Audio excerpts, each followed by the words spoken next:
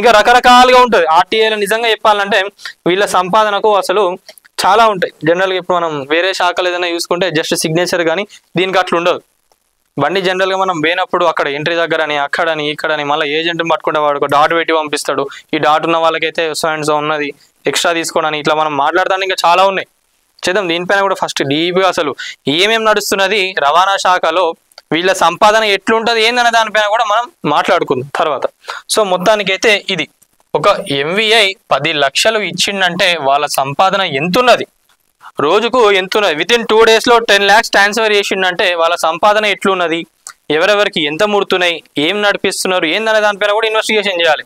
మీరు ఏదో నేను 10 లక్షలు లాస్ అయినా అంటే కరెక్ట్ కాదు. ఓకే, సో ఏదైతే అక్కడ క్రైమ్ జరిగిందో దాన్ని మీరు చెప్పిండ్రు ఆడదాకా బాగానే ఉన్నది, కానీ మీరు అంత ఫాస్ట్గా రియాక్ట్ అయ్యి డబ్బులు పంపించిండ్రు అంటే దానికి వెనకాల మతలబ్ ఏదో అయితే ఉన్నది. ఉట్టిగైతే ఎవరు కూడా పంపరు.